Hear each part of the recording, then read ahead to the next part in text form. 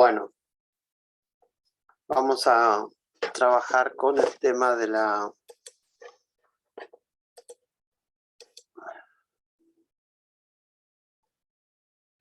No se puede iniciar video, dice. ¿Por qué? Está apagada la cámara. No sé si será Antonella la que tiene que liberar cámara, pero me indica que no puedo abrir cámara.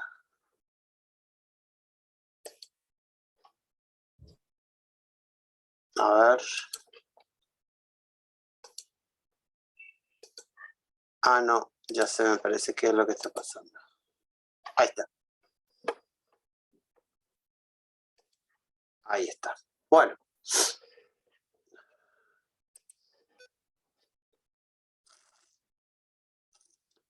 Bueno, vamos a trabajar entonces con la segunda teoría pulsional, que es lo que tenemos que tratar de aproximarnos hasta ahora. Bueno, ahí alguien aclara que solo puede participar por chat. Bueno, ¿qué es lo que han visto del texto como para consultar a partir de lo que ustedes hayan visto inicialmente desde ahí? Profe, Sí. buenas tardes. Bueno. Yo tenía una pregunta acerca de emulsiones pulsionales congénitas. Tengo una idea y le quería plantear si está bien. Ajá. Yo lo que entendí era que toda la energía del aparato psíquico justamente proviene de estas pulsiones congénitas, y yo relacioné lo congénito con todo lo que se fue dando desde la vía intrauterina, todas las especies, por así decirlo, y que estas no se dan todas en una misma fase del desarrollo, sino que se complejizan en diferentes etapas. O sea, eso es lo que entiendo, pero me gustaría si me lo podría explicar mejor, profe. Y no sé si está bien lo que entendí. No, te voy a pedir que lo vuelvas a decir porque no estoy entendiendo muy bien qué es lo que estás queriendo preguntar. Volvé a decirlo, ¿cómo es? ¿Qué querés? Mociones pulsionales congénitas. Yo entendí que toda la energía del aparato psíquico proviene justamente de estas pulsiones congénitas, y yo lo congénito lo relacioné con todo lo que proviene desde la vida intrauterina, y Sí. que estas se van dando en diferentes fases del desarrollo. O sea, no es que se dan todas de una sola vez, sino que se complejizan, y yo preguntaba si esto tiene que ver con las etapas oral, anal y fálica. Eso es lo que no entiendo, si estaría bien relacionado. A ver, hay un planteo que vos estás haciendo sobre lo congénito en cuanto a lo que se trae por el nacimiento, desde de la gestación, etcétera, ¿no? Es decir, lo que se va transmitiendo. Sí. ¿Sí? Que son nada más que son excitaciones corporales, no llegan a ser pulsiones. Las pulsiones comienzan cuando hacen un enlace. Las excitaciones corporales son simplemente eso, excitaciones corporales.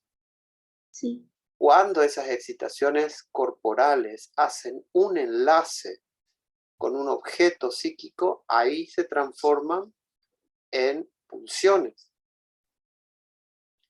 El objeto, a ver, el objeto del que habla la pulsión es un objeto externo o puede ser el propio cuerpo, dice, ¿no es cierto? Pero ese objeto ¿tiene algún representante en el interior del aparato psíquico?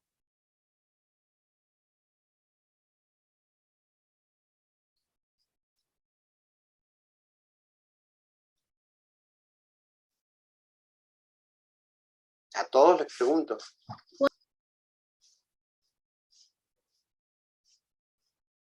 Vamos a suponer que el objeto sea el pezón. ¿Sí? Ok. Por principio de funcionamiento psíquico, un objeto externo para que sirva a las funciones de la descarga, etcétera, ¿queda como objeto externo o necesita alguna representación interna?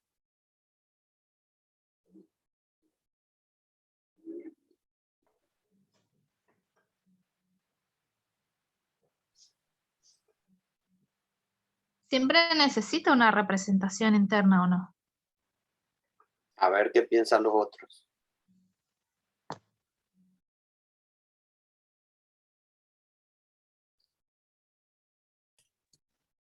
Sí, profe, para mí también va a necesitar una representación externa. Externa. Para O sea, mí, ¿no? profe. ustedes observan a un bebé, Sí, ¿sí? Un bebé, según el planteo, no del conductismo, sino con el planteo del psicoanálisis, ¿sí? Entonces, ese bebé según un planteo psicoanalítico, entra en contacto con un pecho, ¿sí? Con un pecho externo, un pecho de la mamá, ¿sí? Entra en contacto. ¿Qué es lo que hace automáticamente al entrar en contacto con ese pezón? ¿Empieza a succionar? Sí, pero psíquicamente hablando, ¿qué es lo que hace? Karen y Janina, ¿qué están pensando? Satisface una necesidad, profe. No, psíquicamente hablando, ¿qué es lo que hace? Se va inscribiendo en el psiquismo. Se va inscribiendo en forma de qué? Identificaciones No, a través de las identificaciones. no. Es Uy, una ya no me- representación. Una Una- representación. A ver, si no, es un bebé del conductismo del que estamos hablando. O sea, cuando nosotros hablamos de un objeto, no es solamente un objeto externo, sino inevitablemente una representación del objeto para hacer una lectura psicoanalítica. Si no, va a ser un bebé conductista del que estamos hablando, ¿sí? Nosotros no hablamos de un bebé al modo del conductismo, donde es una tabula rasa, que no tiene nada, que es pasivo. No, estamos hablando de un bebé que es súper activo desde el principio y que va construyendo sus representaciones psíquicas a la par que interactúa con los objetos reales. Sabido es que esas representaciones no son copia fiel de los objetos del mundo externo, ¿no? Sino que son construcciones propias marcadas por las características que percibe el bebé, por las necesidades que tiene, por el ambiente donde se está criando, etc. Todo eso hace a la construcción de un objeto. Pero no nos olvidemos que si estábamos hablando desde un enfoque psicoanalítico, no podemos quedarnos con que el objeto solamente es externo, porque si no, no hay enlace con el psiquismo. ¿Se entiende hasta ahí? Sí, profe. Bueno, entonces, si nosotros hablamos de un objeto de la pulsión, estamos hablando de no solamente de un objeto externo, sino principalmente de un objeto interno. O sea, de la representación que ese bebé construyó del objeto. Y ahí se enlaza la energía psíquica con el objeto interno. Y ahí es donde viene a atacar desde adentro.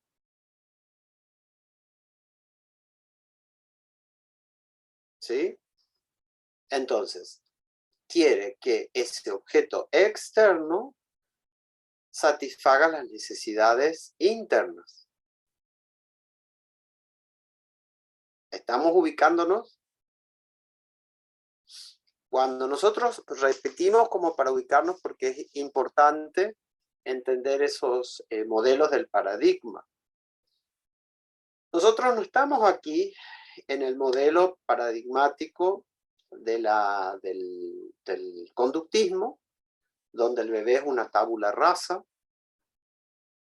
donde el bebé no tiene nada, es pasivo, y todo viene de afuera, y se imprime desde afuera en el niño. No es ese el modelo. Tampoco es el otro modelo, el bebé todo cerrado, completito, y que lo único que hace es no interactuar, sino proyectar sobre los objetos del mundo externo y todo lo que ya está contenido en él. Ninguno de esos dos extremos. Ni el extremo de un bebé todo cerradito, que empieza a sacar hacia afuera lo que ya está, ni el otro extremo de un bebé que no tiene nada y que carga todo y no tiene nada.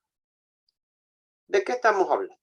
De un bebé, y ese modelo de bebé es el modelo de niño, es el modelo de adolescente, es el modelo del adulto, es el modelo del anciano, el modelo del hombre, de la mujer. Estamos hablando de un bebé que por un lado interactúa con el mundo, pero que por otro lado construye sus propias representaciones de objetos.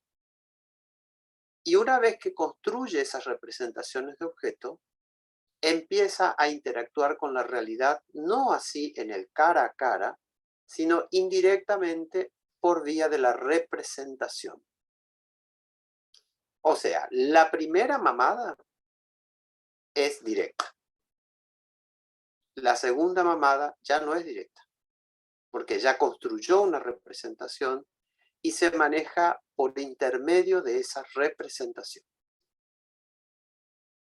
La primera experiencia que ustedes tengan, vamos a suponer, primera experiencia que tuvieron en el salón, en un salón de la universidad, la primera caminata que hicieron, que capaz que se acuerden, entrando por alguno de los portones de la universidad hasta, no sé, hasta la administración, qué sé yo, no sé, para inscribirse, supongamos, esa fue una experiencia directa, porque no tenían ninguna representación.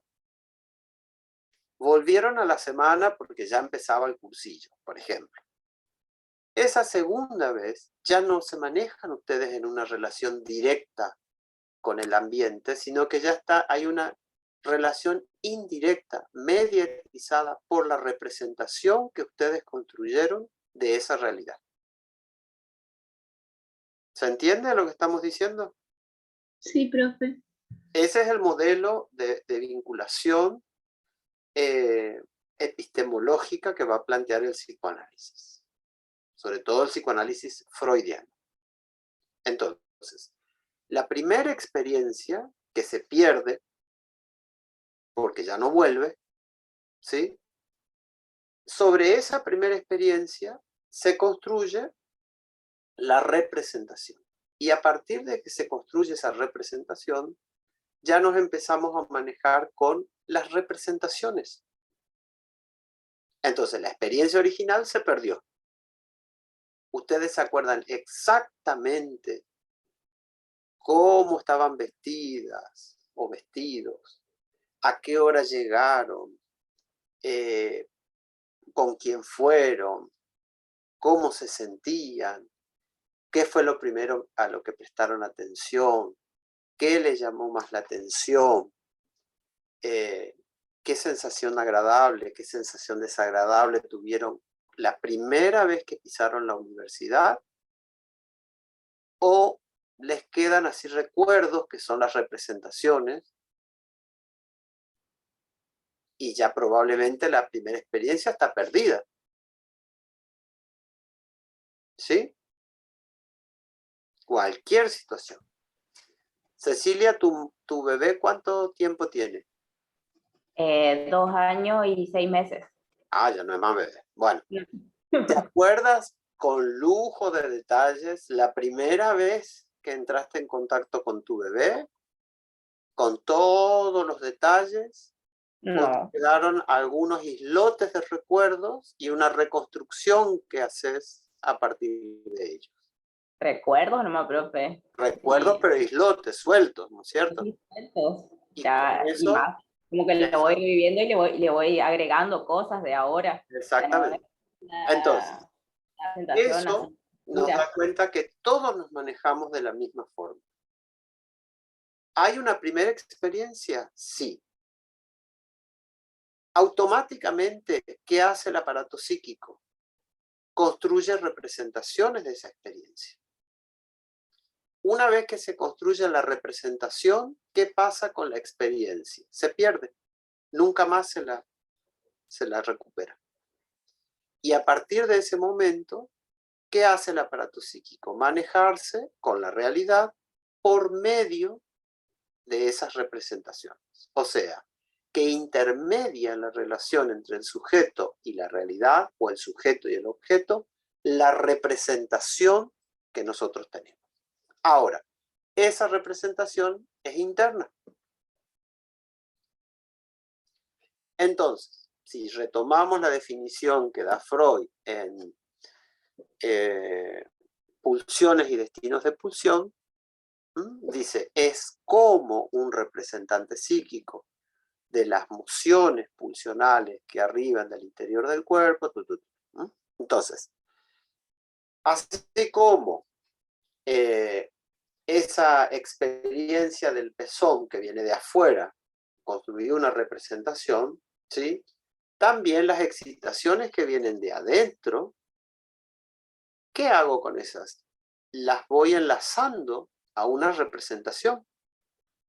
Entonces, tengo el bebé con su necesidad, su hambre, más tengo un pezón externo.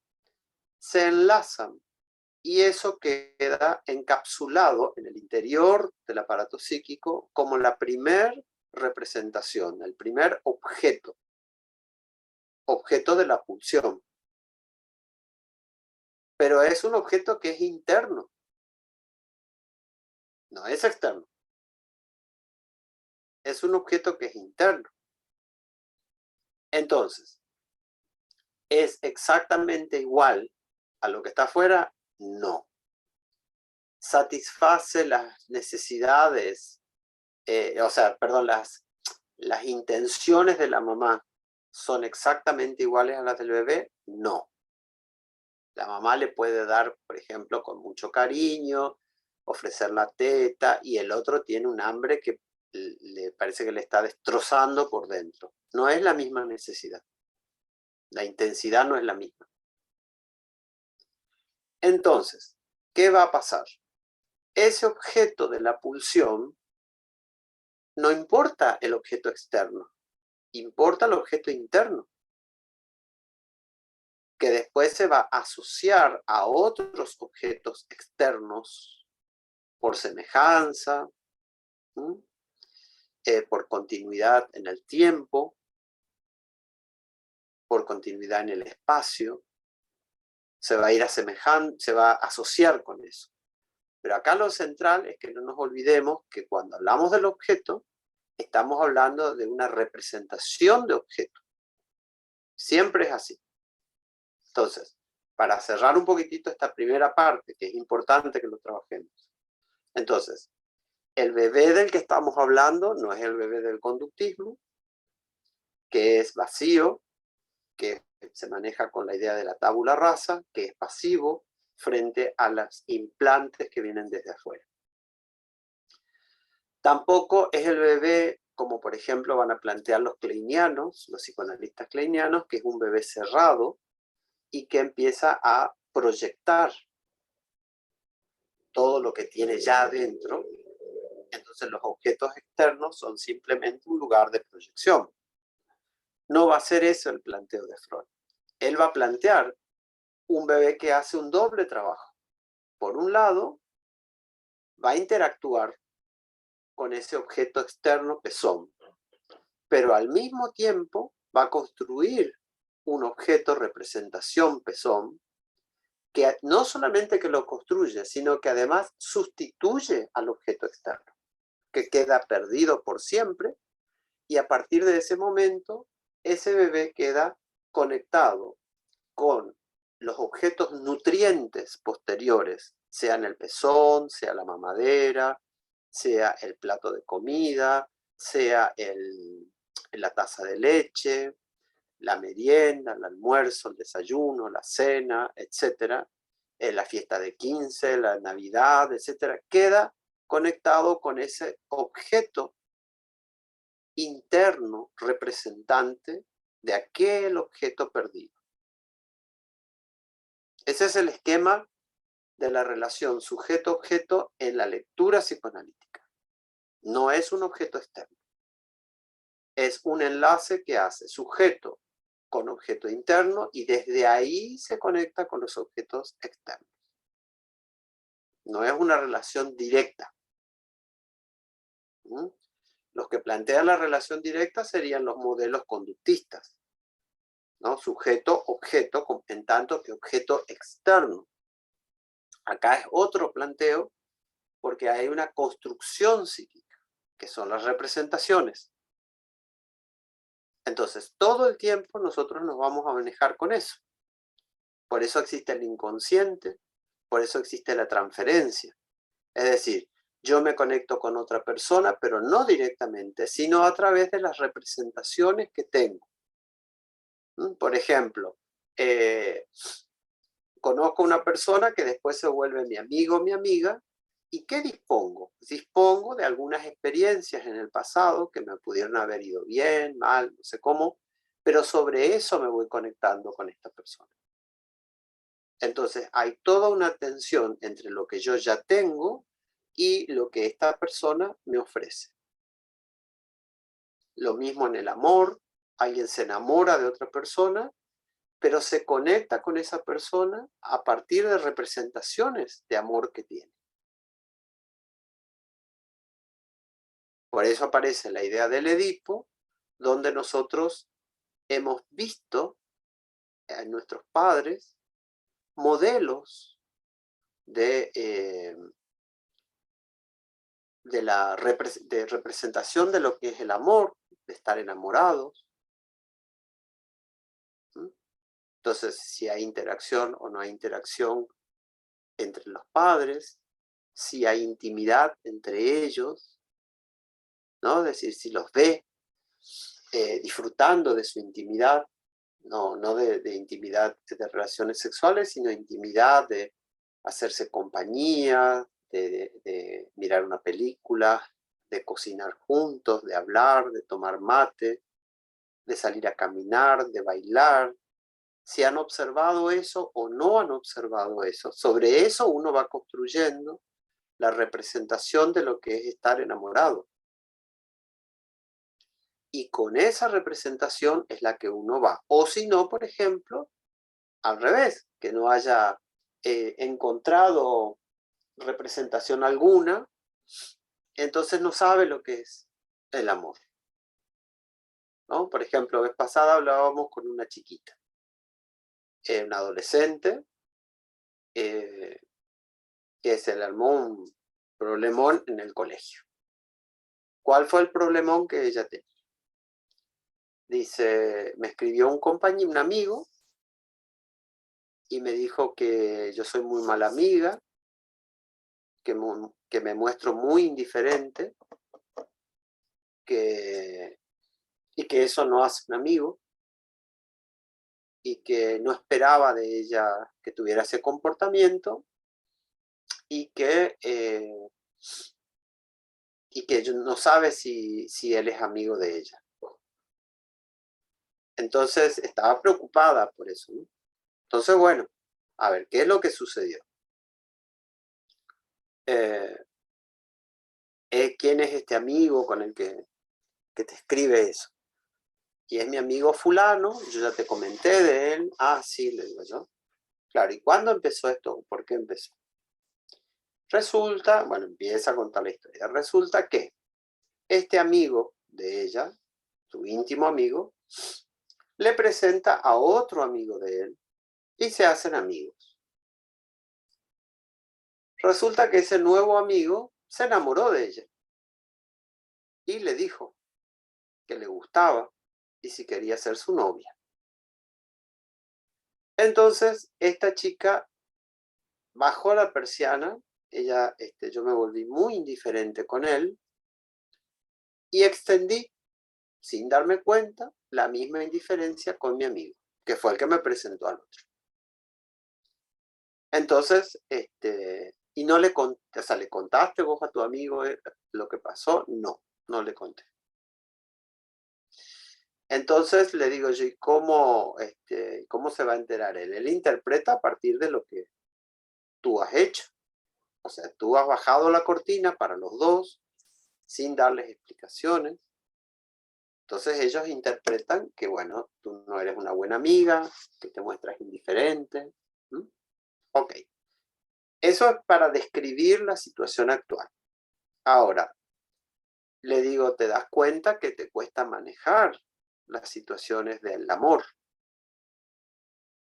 ¿no? Porque es lindo enamorarse de alguien o que alguien se enamore de ti, pero te cuesta manejar. Te cuesta manejar esa situación. Por eso lo que hace, la única respuesta que tiene es una defensa de bajar la persiana y así, indiferente. ¿Qué cuenta en su haber, en su historia? Padres que se separaron cuando ella tenía 2 años y que después este padre aparecía muy esporádicamente, se fue a los 2 años, apareció a los 6, después apareció a los 8, y así más o menos cada 2 años aparecía.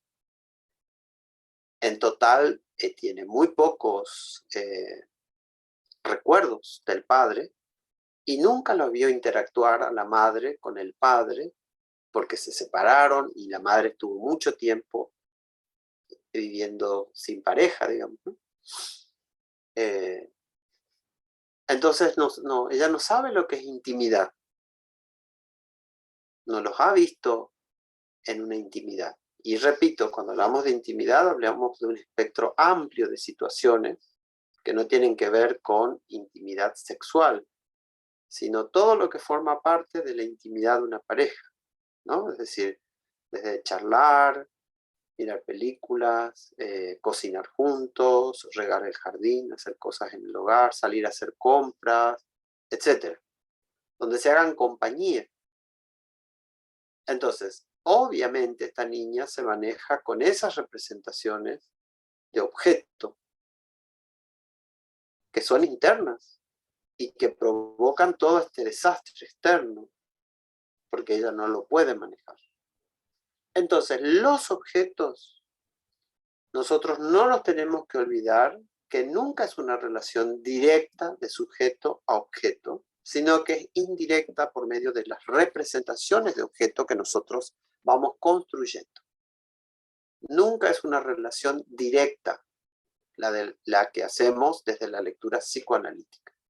Siempre es una relación indirecta, a través de las representaciones de objeto que hemos construido.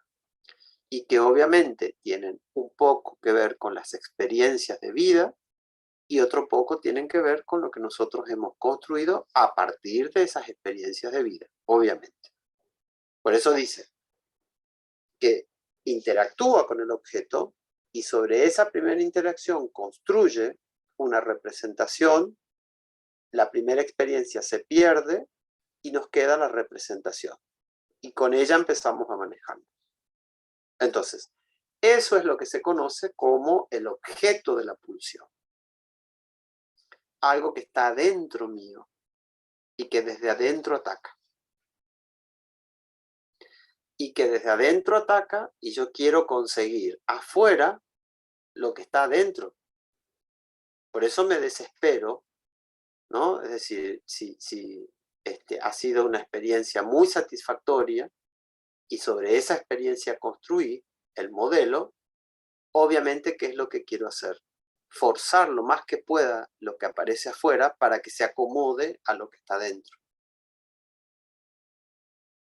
¿Se entiende lo que estamos diciendo o no? Sí, profe. Sería que por eso el amor muchas veces se convierte en obsesión, digamos, Claro. por retener eso que se sintió una vez. Sí. Y en ese camino, obviamente, la pulsión no sabe de límites.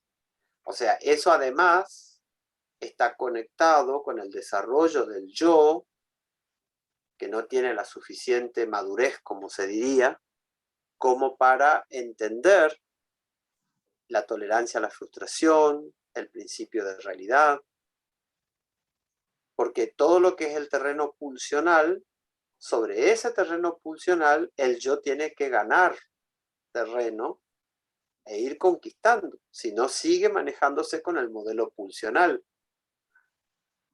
Que Claro, porque muchas veces no coincide con la realidad, o sea, esa persona, a no, veces las relaciones terminan y la persona queda obsesionada con lo que fue, digamos. con lo que fue, y claro, y además con lo que fue de su propia historia, que no significa que sea esta relación.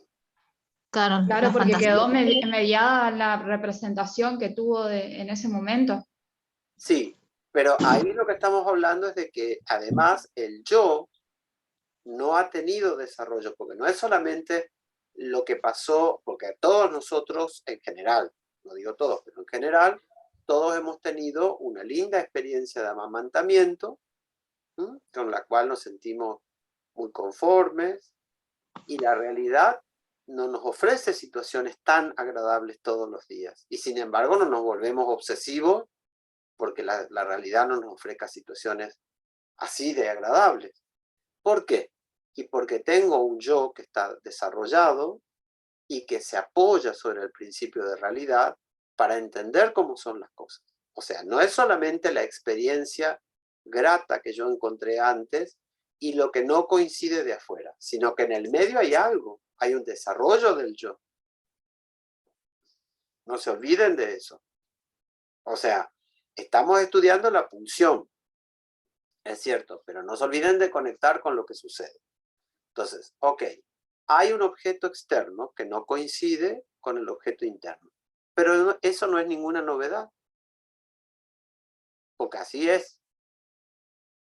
Ahora, ¿qué pasa ahí en el medio? Y está el yo, que es el que hace, si está bien desarrollado, hace de equilibrio.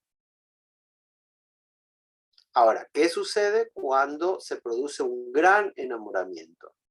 Este objeto externo coincide con aquel objeto interno de la pulsión. Entonces, parece que es el objeto externo. Y no, es la coincidencia del objeto externo con aquella representación interna del yo. ¿Se entiende? Entonces, que después nosotros tengamos en el día a día un montón de situaciones donde no coinciden plenamente, eso es lo normal. ¿Y por qué eso es molesto, es cierto, pero no nos impide seguir viviendo e intentando hacer otras cosas? ¿Por qué? Y porque tenemos un yo que ha sido trabajado para pasar a un yo realidad definitivo, que se asienta en el principio de realidad y que entiende que son dos realidades distintas. Y que lo que yo estoy buscando, primero que es algo que ya pasó. Y segundo, o sea que yo desde el lado yoico digo ya pasó. Desde el lado de la pulsión sigue teniendo actualidad. Pero desde el lado, digamos, de la posición yoica, se entiende que eso ya pasó. Primero. Y segundo, que una cosa es la realidad y otra cosa es lo que uno desea. Pero ahí todo eso es producto del trabajo del yo. ¿Se entiende? Entonces, eso es lo que todo el tiempo está haciendo. Ese es el esquema de la lectura psicoanalítica. Objeto no es el objeto externo, sino es el objeto interno, la representación de objeto que yo tengo. A partir de esas experiencias, construyo representaciones. Las experiencias se pierden, quedan las representaciones. Y me empiezo a manejar con la realidad por vía de la representación. Segundo contacto es un contacto que liga esta representación con esa situación externa.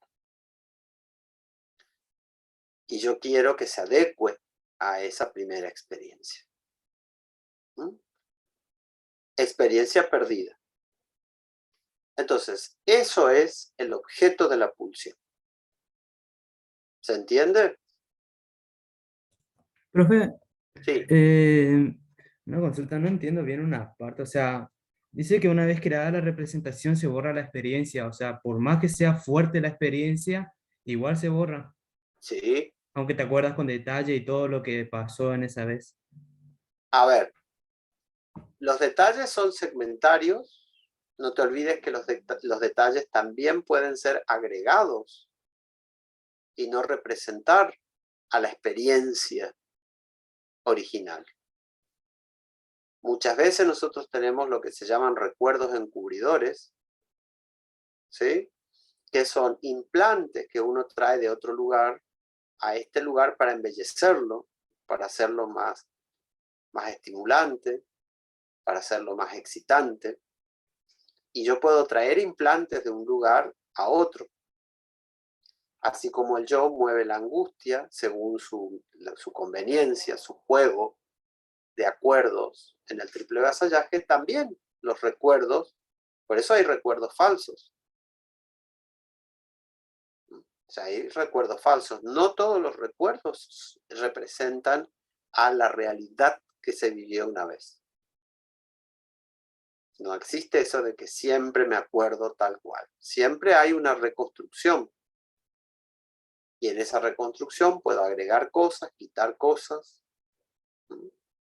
Puedo hacer implantes, puedo hacer fusión de dos situaciones parecidas. Y muchas veces el recuerdo que tengo de algo tan intenso no coincide, si se lo examina en profundidad, con lo que sucedió, sino que es más que nada algo que a mí me interesó que fuera así. Ustedes mismos pueden pensar en recuerdos de situaciones pasadas que los viven como muy intensos, y si los empiezan a examinar en profundidad, no siempre coincide con lo que sucedía externamente. No era tan así. Es decir, es como el amigo o la amiga. El amigo o la amiga, ¿qué pasa? Es así tal cual, yo lo quiero mucho, la quiero mucho, me entretengo, me divierto, pero ¿es tal cual así como me imagino? ¿O tiene otras cosas que no coinciden con eso? Yo también tengo amigos que son confiables, que son buenas personas, etcétera, pero me pongo a pensar y tienen un montón de cosas.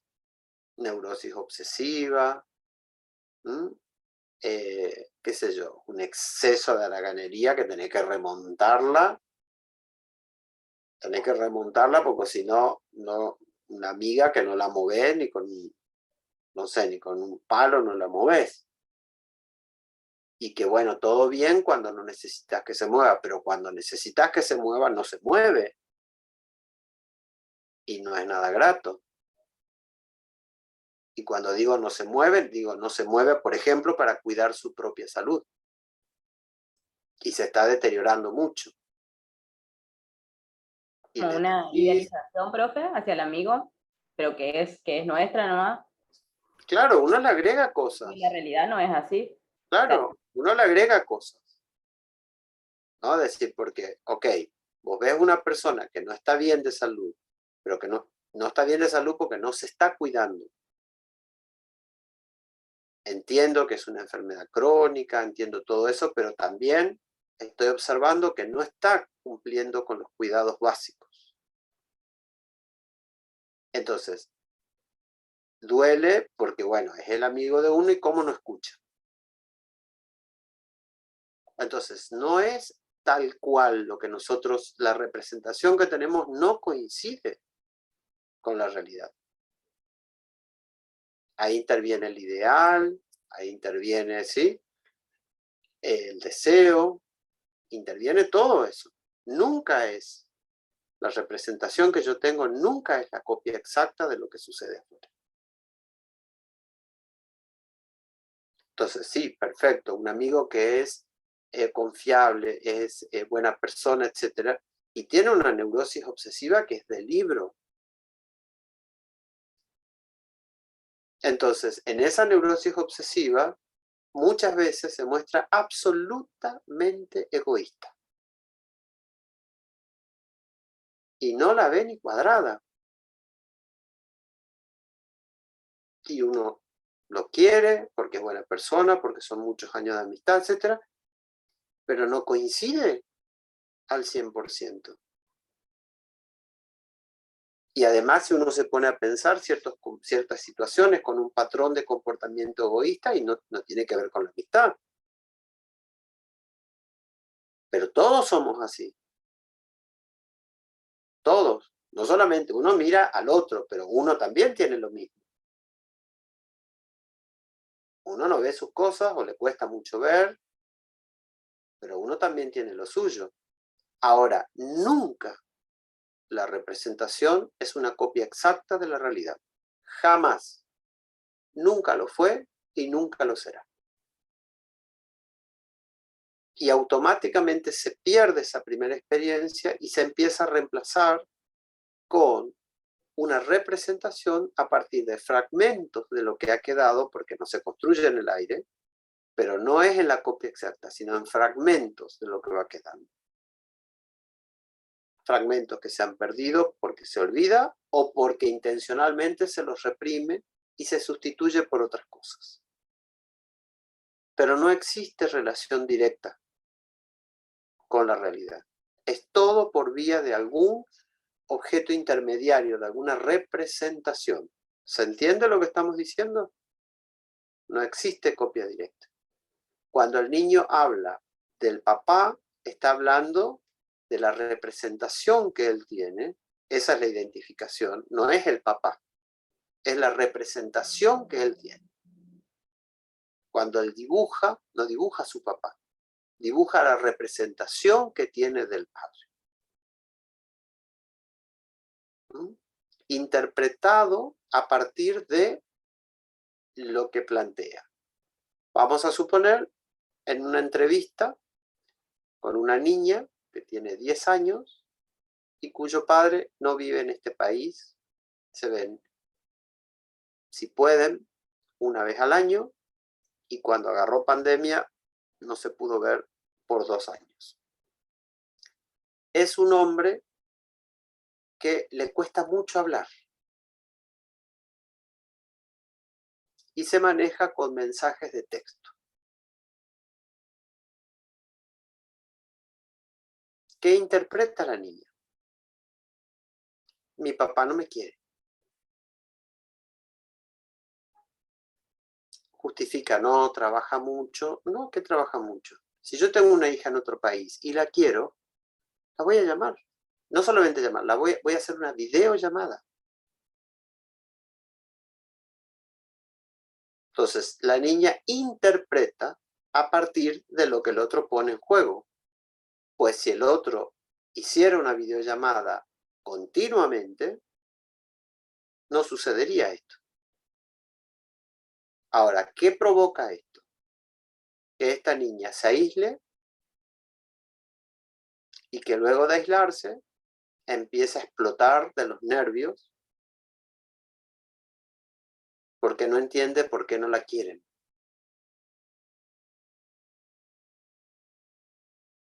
Y no basta con que el papá le diga, no, yo te quiero, yo te amo, hija. ¿Y por qué no me haces una videollamada?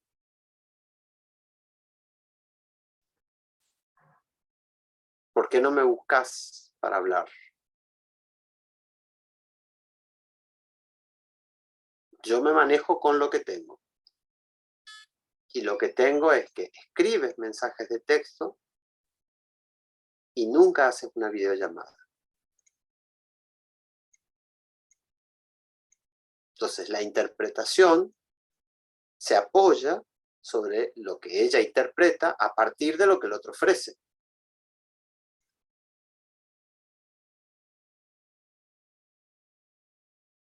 Entonces, mi papá no me quiere.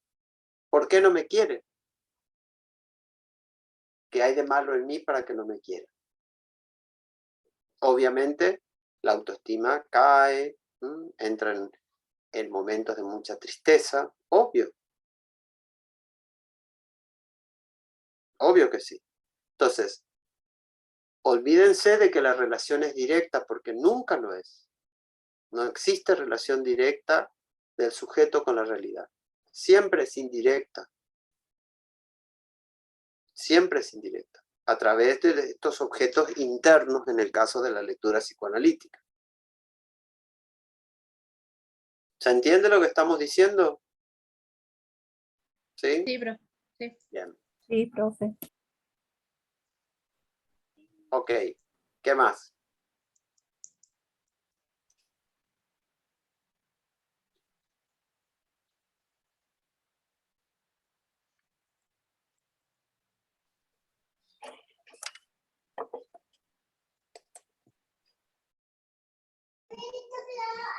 Hola, buenas tardes. Buenas tardes. Hola, profe. Perdón, Oh, recién me estoy conectando. Ay, muy mal Perdón, perdón. Por eso no puedo activar la cámara. sí.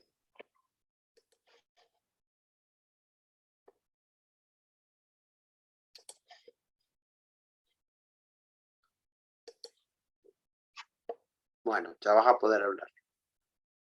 Bueno, ¿De qué página están trabajando, profe? ¿Del tomo 18? sí, pero todavía no fuimos a ninguna página en particular. Ah, perdón. ¿Está bien?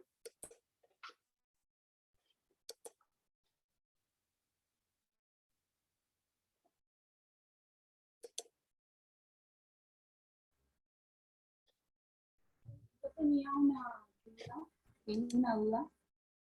En el texto dice que Freud en un primer momento eh, hablaba sobre el principio ¿Cómo? de placer. Perdón, Entonces, ¿podría volver a repetir porque se cortaba? profe, que yo entendí que en un primer momento Freud habla del principio de placer. Yo no sé si se está refiriendo a su primera teoría y después agrega el principio de constancia. En esta segunda teoría sería que agrega ese principio de constancia. Sí. En la primera teoría pulsional, el par que regula todo es placer y displacer. ¿No? Principio de placer, principio de displacer. Esos dos principios van a integrarse en lo que se llama principio de constancia en la segunda teoría pulsional, al cual se opone el principio de nirvana o descarga cero. Principio de constancia quiere decir constante, mantener constante el funcionamiento del aparato psíquico. Para mantener constante el funcionamiento del aparato psíquico, obviamente nunca hay que ir a una descarga cero. Porque la descarga cero justamente lo que hace es desorganizar todo el funcionamiento del aparato psíquico. Mantener constante el aparato psíquico implica un continuo gasto de energía.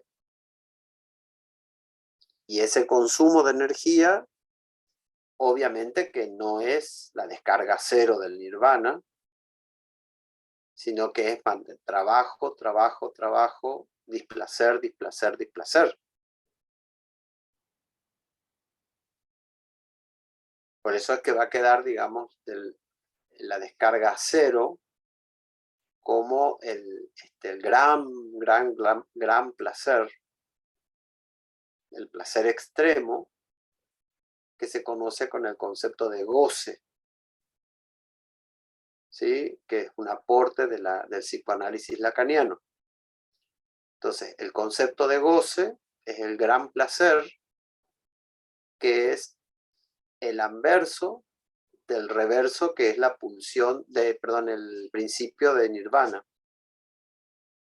El gran placer, ¿a qué conduce? A la muerte. A la muerte, porque es una descarga absoluta. En cambio, el principio de constancia implica siempre una descarga parcial. ¿Por qué es parcial? Porque hay que mantener cierta reserva de energía gastando en el funcionamiento del aparato psíquico. Profe, una consulta. Porque el año pasado el profesor Ben relacionaba la pulsión de muerte con este deseo inconsciente de volver al seno materno. ¿Acá tiene relación o nada que ver? Claro, el volver al seno materno sería como una fantasía, ¿sí? Y el morir sería como descansar, como volver al seno. Son fantasías. Porque, a ver, cuando uno se muere, punto. No es que descansa ni nada, se muere.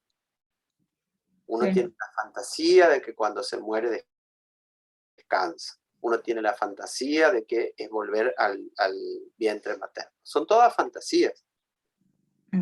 Okay. O sea, lo real es que cuando uno se muere, se muere. Y no hay más nada. No hay ninguna fantasía, porque la fantasía es propia de alguien que está vivo. Ok. Bueno, gracias, profe. ¿Se entiende lo que decíamos, chicas, hay Karen y Janina? O Vanina, no sé. Janina parece. Janina. Sí, profe, yo igual todavía no llegué a leer el texto. Ella no me planteó la duda. Ajá. Pero yo lo entendía como, yo lo comprendía después que usted fue explicando así, que el principio de constancia se integraría al principio de placer-displacer. O sea, en realidad, el principio de placer-displacer se integran al de constancia. Claro, dice el principio de integra. placer se deriva del principio de constancia. El orden sería el principio de placer-displacer, que es de la primera teoría pulsional. Eso es lo que se integra en el principio de constancia, que es segunda teoría pulsional. ¿Sí? Acordate el orden.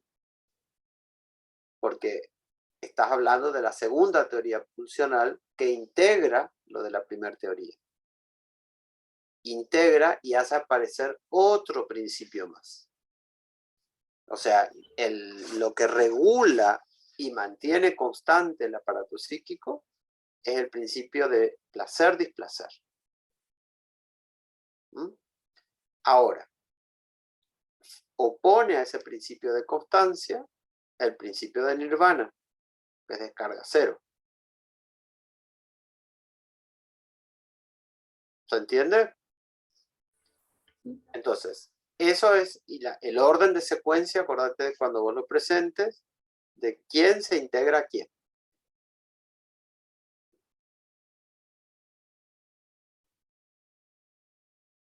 ¿Qué más?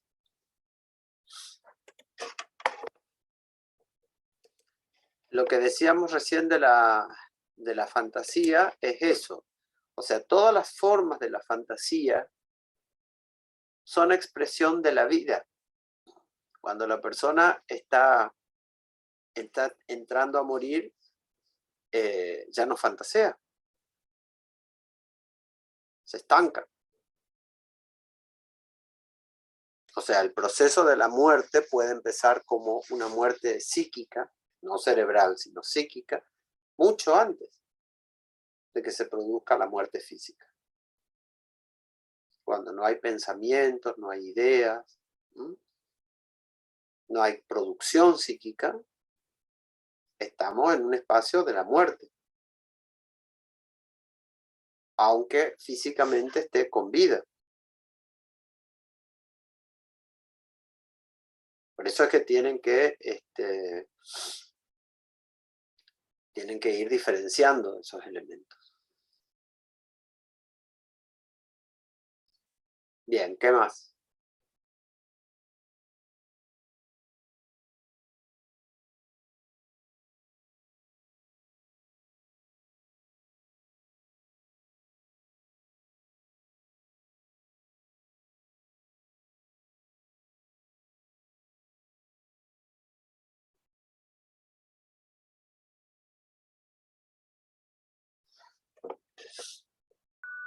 Bueno, después en este primer capítulo, otra característica es que él habla sobre el principio de Stegner, como la estabilidad entre el principio de placer y el principio de realidad.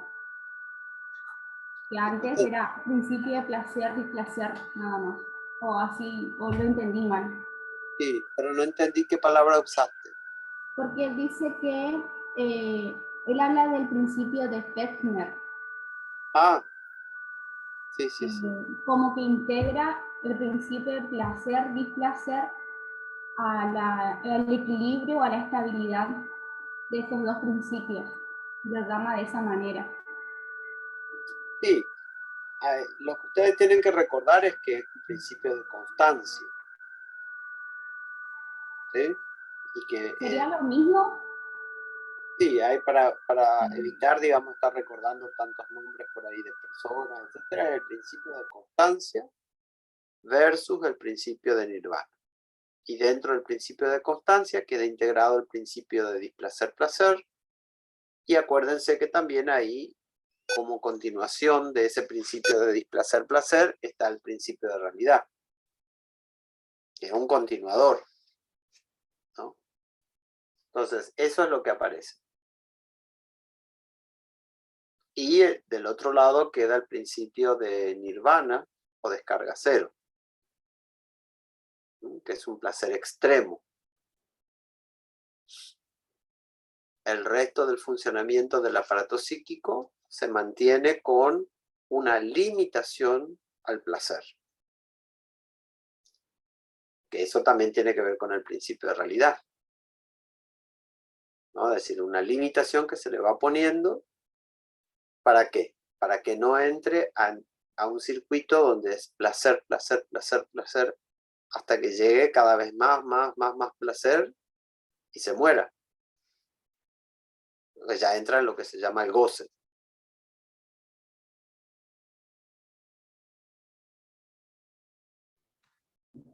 Claro, profe, por eso en una parte del texto dice que en el alma existe una fuerte tendencia al principio de placer, pero ciertas fuerzas o constelaciones la contrarían. De suerte que el resultado final no siempre puede corresponder a la tendencia al placer. Claro, sí, sí, sí. Claro, Eso fue a las inhibiciones del principio de placer, cómo se va inhibiendo. y que a su vez permiten que el aparato psíquico siga funcionando. Porque gracias a esas inhibiciones no se entra a la descarga cero. Y esa inhibición hace que se produzca toda la fantasía. Porque ¿qué es la fantasía? En esto que estamos estudiando.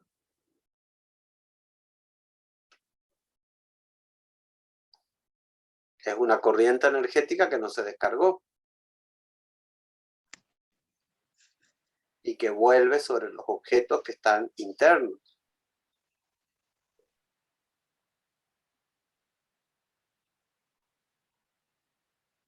¿Se entiende lo que estoy diciendo? Podría ser un ejemplo. Ayer me contaba un amigo de su suegra, de ya mayor, mucho mayor, de 85 años, creo que le dejó el marido a los 85 años y ella se deprimió de modo tal que al poco tiempo le dio un infarto y se murió. Entonces ahí es como que uno deja que la pulsión de nirvana, digamos, que empiece a cause efecto en uno y sea más fuerte y le produjo un infarto, eso, digamos. O sea, el que... Y probablemente, digamos, haya sucedido eso, ¿no? Es decir, al ya no elaborar eso, no se puede elaborar fácilmente el duelo muchas veces, ¿no? Y además hay que ver cómo era la vida anterior también de esa persona, ¿no? Entonces, acá lo concreto es que el mundo de las fantasías, que es lo que es un indicador de que la vida psíquica está en funcionamiento, ¿qué es ese mundo de la fantasía?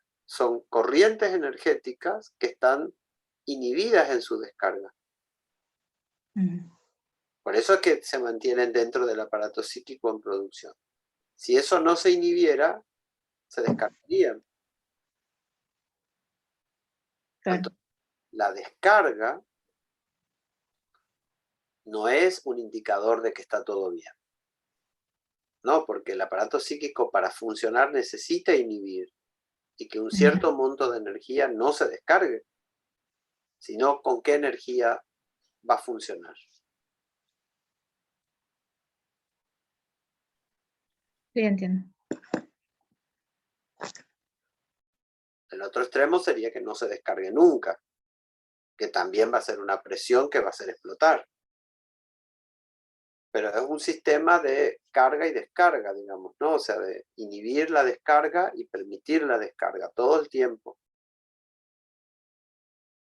Pero en cantidades estables que permitan que eso se mantenga en funcionamiento.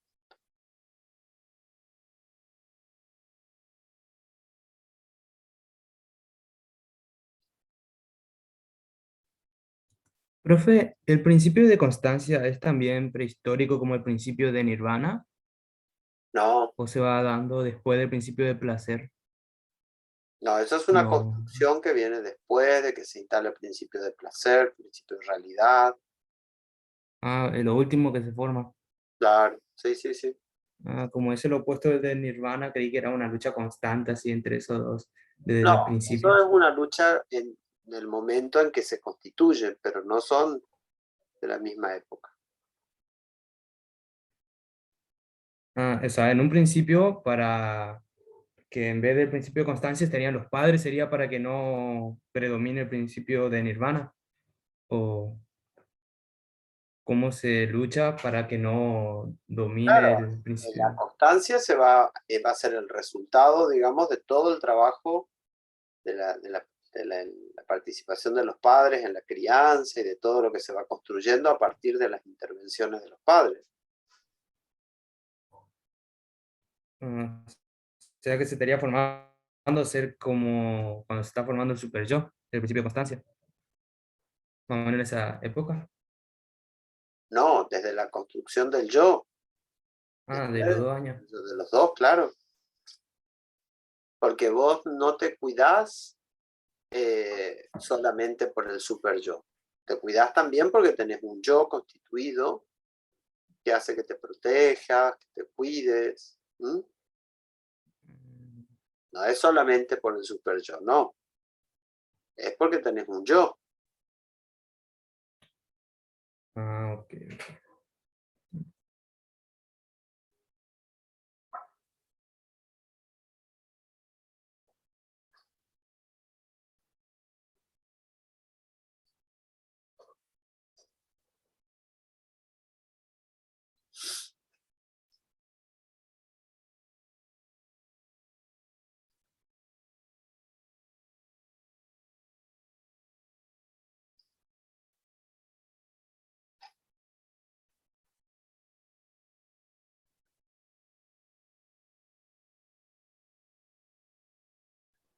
Profe, yo tengo una duda.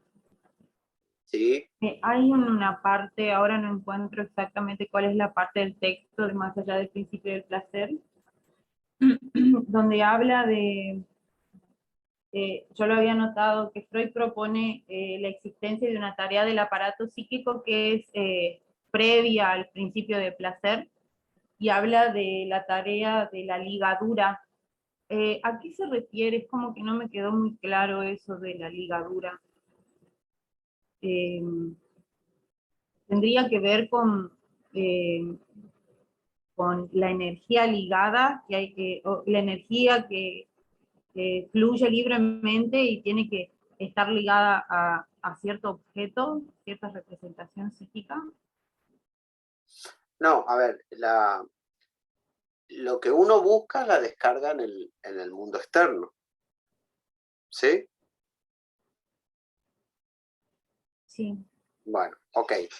Eso a su vez tiene que estar conectado con una representación interna.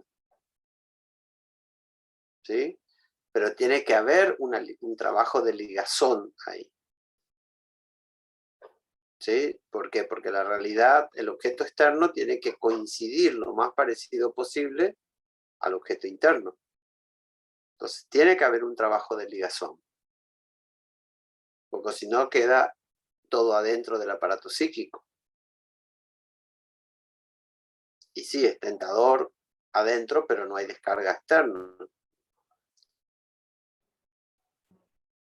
A su vez, la descarga externa no garantiza que sea exactamente igual a la sensación anterior. ¿Sí? Entonces, hay un trabajo de ligazón que tiene que hacer. Porque eso no se produce naturalmente.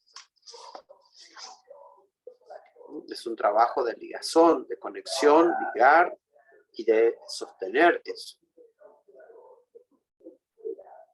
Y todo ese trabajo tiene que hacer.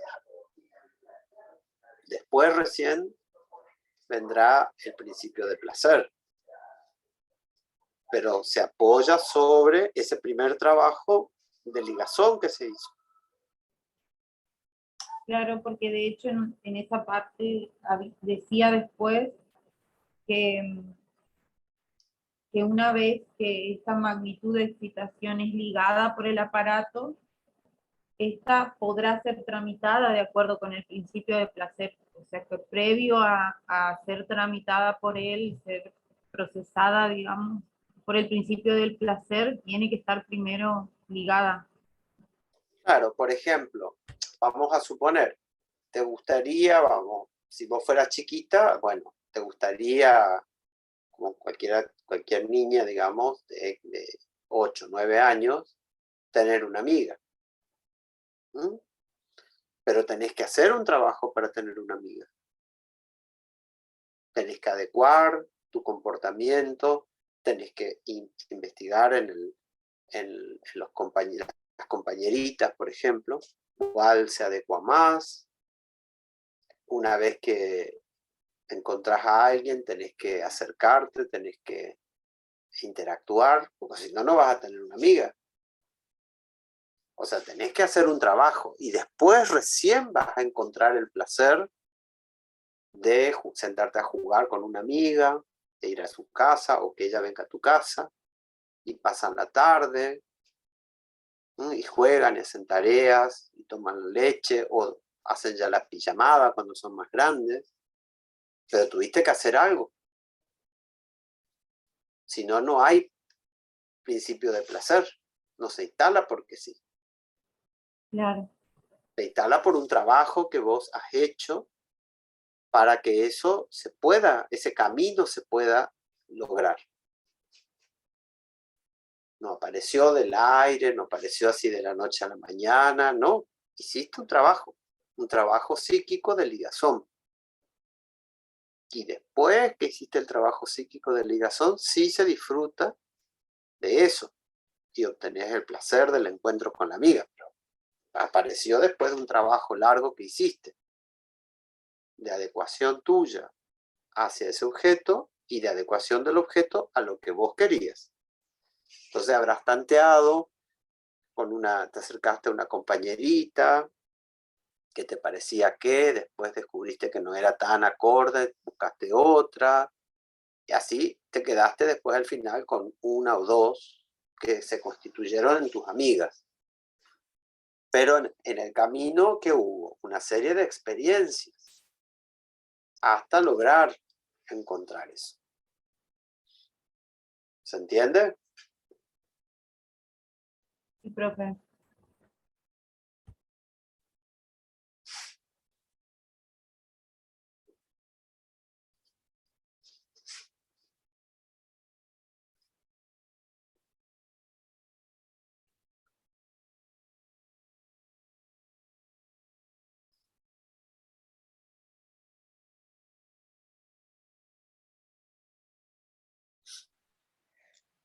Profe, una consulta, porque recién hablaron del principio de constancia. En el recién nacido, ¿el principio de constancia sería esto que el bebé llora para que para que alguien pueda cubrir sus necesidades o no? No, el principio de constancia es lo que aparece después cuando está armado. Esos son mensajes que está enviando el bebé para la supervivencia por una cuestión absolutamente instintiva. Ah, ok. Pero no tiene que ver con principio de constancia. Ah, No, todos son mensaje desesperado que está enviando al exterior y que aparece la mamá o el papá a cuidarlo, a auparlo, a darle la leche o lo que fuere. Pero ¿Y cuándo yo me puedo dar cuenta que está instalado el principio de constancia en un bebé pequeño o en un niño chiquito? No. Eso es cuando se instala el yo. Ah, el yo recién. Ah, ok. El yo y el super yo. Ah, ok. No aparece antes de todo eso. Ah, ok.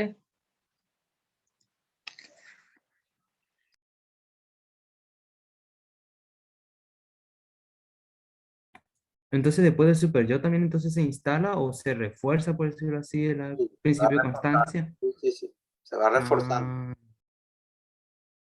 Se va reforzando. y hay una pregunta, porque me surgió esta duda, con un ejemplo del super yo más que nada. Pero, espere que estoy tratando de pensarlo.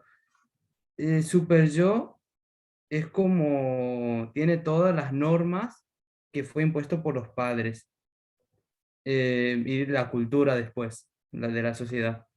Eh, Supongamos que entonces una de las normas que le fueron impuestas, exigidas, pues supongamos que era de dormir a las 10, a las 10 en punto hay que dormir. Y después el chico crece ya con esa norma instalada de que sean las 10 de la noche y debe dormir. Y después llega un estudio en donde le exige mucho tiempo y pasado las 10, pasado el horario, sigue estudiando. Igual va a tener conflicto con el super yo o porque también sería algo el super yo el hecho de tener que estudiar. A ver, pero no te olvides que cuando vos vas a hablar de super yo, vos tenés 3 instancias a recorrer. Consciente, preconsciente, inconsciente. Ujú. Todos los que sean las normativas de orden cultural son preconscientes. Corresponde al territorio de lo preconsciente. Y las problemáticas de carácter más personal, ¿sí? Todo eso está en el orden inconsciente. Cuando estamos hablando del super yo a nivel así bien profundo, no de cuestiones culturales, sino la problemática más personal. Cuando estamos hablando del super yo, estamos hablando de imperativos, ¿sí?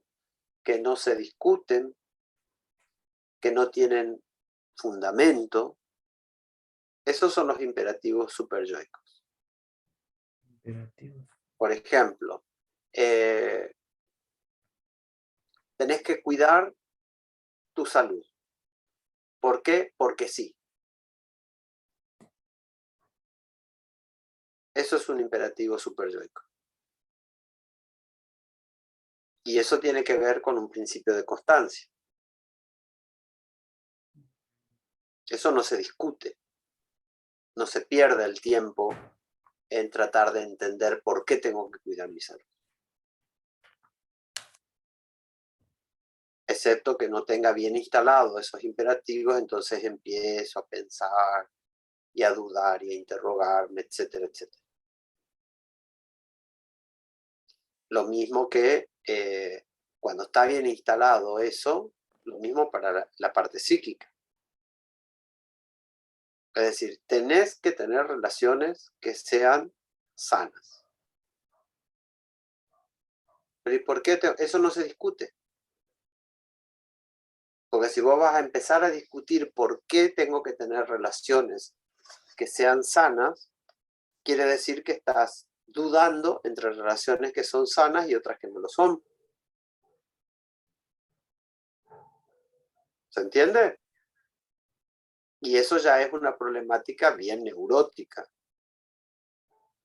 donde el superyo no está funcionando con su concepto central de defensa de la vida. Está funcionando con otras problemáticas, otros conflictos que lo van a acercar, si es que no se resuelve, a la muerte. Se acercan más a la muerte. Porque si vos estás dudando, ¿y por qué tengo que estar con relaciones sanas? Quiere decir que estás dudando entre relaciones sanas y otras que no lo son. Ahí no está funcionando. O sea, vos tenés que tener imperativos que te acerquen a la vida para mantener constante el funcionamiento.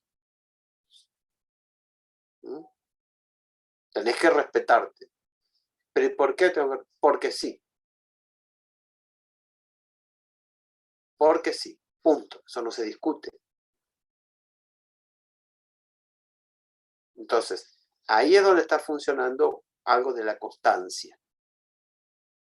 Porque si la persona está dudando y no sé por qué tengo que hacer esto, y bueno, y constancia eso no es.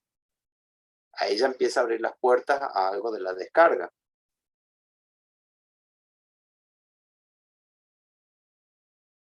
Entonces, hay que trabajar en ese sentido.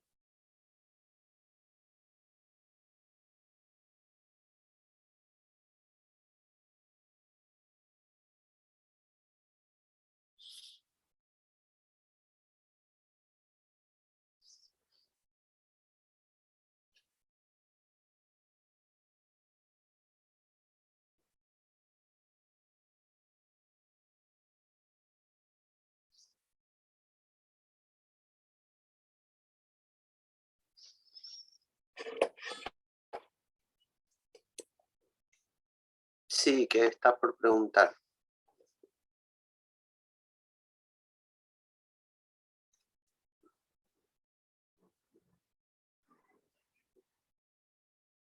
Bueno, mientras pregunta ella, antes que me olvide, les informo. Miércoles 22 y viernes 24 son las fechas de segundo parcial y recuperatorio. Miércoles 22 y viernes 24. Si el miércoles 22 aprueban, que ya lo van a saber ahí al terminar el parcial, ya no tienen que estar preocupándose por el recuperatorio. Si no, a los 2 días tienen el recuperatorio. Después se les informará más detalles. Es el mismo esquema del otro parcial y el otro recuperatorio, que es 1 hora, un solo intento. Tienen que elegir una pregunta entre 2 o 3. Tienen que marcar la correcta. Y son 20 preguntas.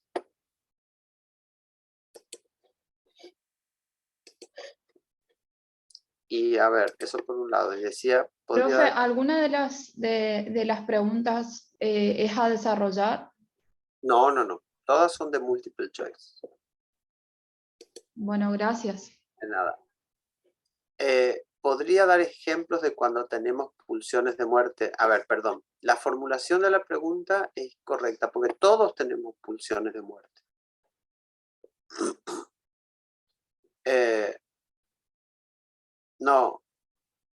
Todas tienen una sola opción correcta. ¿Podría dar ejemplos de cuando tenemos pulsiones de muerte? Reitero, la formulación que has hecho aquí es incorrecta porque todos tenemos pulsiones de muerte. Lo que tú estás queriendo preguntar es cuando la pulsión de muerte actúa más intensamente que la pulsión de vida en todo caso. Y hemos dado ejemplos de situaciones donde las personas no producen psíquicamente. ¿Qué es la producción psíquica? ¿Cómo la entienden? A ver.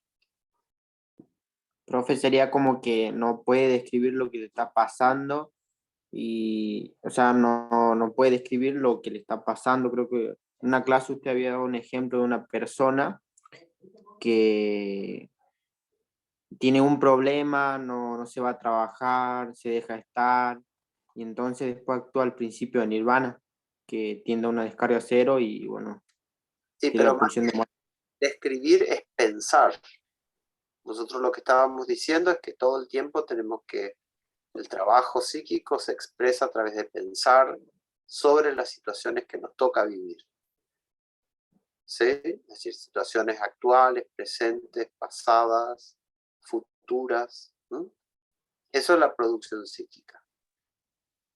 Cuando hay vacíos grandes, donde no se piensa sobre las situaciones, son los espacios que tienen que ver con la pulsión de muerte. Pero la producción de vida psíquica y la pulsión de vida es eso, es poder pensar sobre la situación. Eso es lo que se está planteando como lo que decías, ejemplos donde se pueda expresar la pulsión de muerte. ¿No? Profe, Pulsión de usted había dado el ejemplo del depresivo, que era muy claro el ejemplo ese, de cómo se iba achicando su mundo y el pensar en diferentes actividades y cada vez era menos. A mí me quedó muy claro con ese ejemplo. Claro. Sí, todo el tiempo uno tiene que estar trabajando sobre eso. Esa es la vida psíquica, ¿no? Es decir, el hecho de poder producir psíquicamente hablando. No es estar en un lugar, sino que es producir. Entonces, cuando ustedes van a los colegios o van a ir más adelante a colegios, se nota mucho en el colegio, y tener los chicos que no hacen nada, que se aburren y no están pensando, no hay producción psíquica. Y tampoco se está buscando la vuelta para que piensen, para conectar, ¿no? Entonces, por ejemplo, están leyendo, vamos a suponer en literatura, Don Quijote, pero no lo conectan con lo que pasa en la realidad o con experiencias personales, entonces no entienden qué es lo que está pasando. Entonces buscan un resumen de internet y copian y pegan, no saben qué es lo que están haciendo. Entonces, eso no es vida psíquica. Vida psíquica es poder pensar. Bueno, están leyendo este libro que se llama El ingeniero Hidalgo Don Quijote de la Mancha. ¿Cómo es ese personaje? Bueno, algo de eso nos pasa a nosotros. ¿Cuándo? ¿Cómo?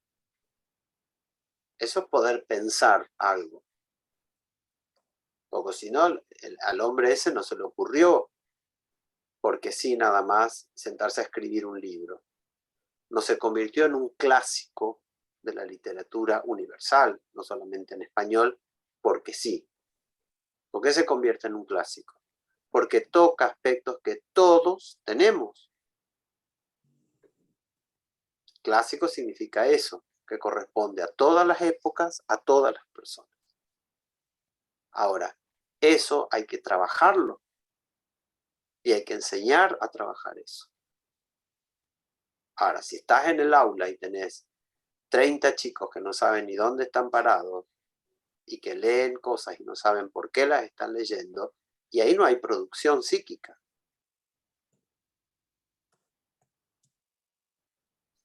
Entonces después, así pasan a la universidad, no saben por qué están ahí, ni a dónde van a ir tampoco. Entonces, eso es la producción de vida psíquica. Y se van a encontrar un montón de veces con eso. Que tienen que ir a trabajar a los colegios y se encuentran con de esos, pero para ser dulce.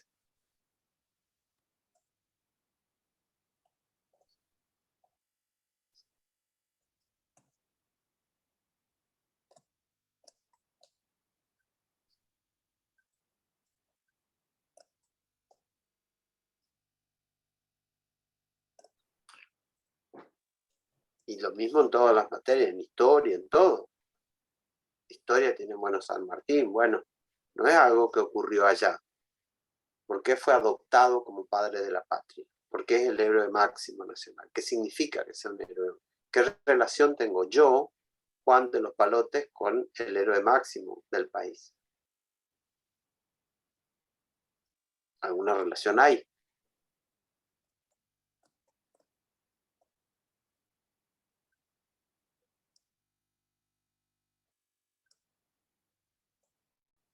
¿Cuál es la heroína? Porque hay un héroe y porque hay una heroína. Todas esas cosas hay que poder pensarlas. Si no se las piensa, y la gente está por estar. Y al final da lo mismo que esté o que no esté. Total, no tiene vida psíquica.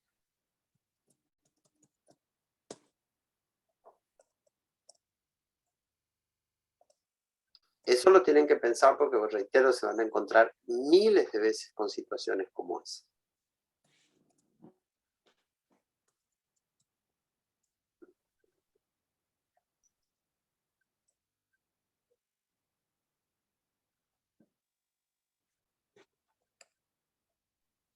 Profe, Sí. eso puede estar, bueno, en realidad está relacionado con en los procesos primarios y secundarios, en este caso de, por ejemplo, leer un texto y poder, más allá de la subjetivación que uno trae, pero me imagino un niño en el secundario, la manera en la que ha elaborado todo este proceso de pensar, de sintetizar y de masticarlo, como nos dice a veces la profesora, está el autorotismo en esta parte de decir, bueno, uno come ese conocimiento para de alguna manera aplicar este proceso secundario y llevarlo a la realidad, y decir, bueno, pienso, ay, mira, me toca dentro de tal identificación, lo analizo de esta manera, me puedo comportar así, es por eso que a través de la identificación me gustaría ser como mi vecino que es un médico, por ejemplo, y que eso me va ayudando a mí a formar parte de mi identificación, de mi identidad,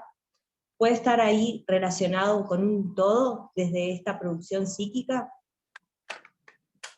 Pero a ver, no sé si estoy entendiendo bien tu pregunta, pero lo que entiendo es que esa relación que una persona establece con un vecino, con alguien cercano, es un segundo tiempo de la relación que uno establece consigo mismo. La relación que uno establece consigo mismo es lo que estábamos diciendo recién. Vamos a leer Hamlet, por ejemplo, ¿no es cierto? Una obra de teatro inglesa escrita en el 1500. ¿Y por qué eso nos puede servir? Porque yo, a través de esa obra de ficción, puedo encontrar cosas que yo también me pasa porque soy un ser humano. Formo parte de la categoría humana y por lo tanto me voy a pensar a mí mismo. Entonces, después, una vez que yo establezca una conexión conmigo mismo, puedo establecer conexiones con el mundo externo, en términos de vida psíquica. Porque, a ver, voy a la calle y si no miro a la calle me choca un auto, pero eso no es vida psíquica. Vida psíquica es poder pensar qué es lo que está sucediendo. Ahora, para que eso se pueda producir, yo tengo que haber tenido alguna conexión conmigo mismo inicialmente. Entonces, vamos a investigar, vamos a leer cuentos de terror. ¿Pero para qué vamos a leer cuentos de terror? Bueno, vos tenés miedo. ¿Quién tiene miedo? ¿Quién puede contarnos los miedos que tiene? ¿Cómo lo manejan? ¿Hace cuánto que tienen? ¿Le contaron a alguien esos miedos? ¿O es la primera vez que cuentan? Esa conexión de uno consigo mismo es lo que tiene que hacer la escuela, el colegio. La conexión con uno mismo. Que hay que trabajarlo muchas veces y en muchos ámbitos. En cosas cómicas, en cosas terroríficas, en un montón de cuestiones. Entonces, después eso me va a permitir que yo me conecte con alguien más cercano. Pero el punto de partida es que yo me conecte conmigo mismo. A partir de ahí puedo conectarme con los demás. Entonces vamos a suponer que están en plástica. Y les muestran obras de, no sé, de Van Gogh. ¿Sí? Bueno, entonces van a intentar hacer como Van Gogh.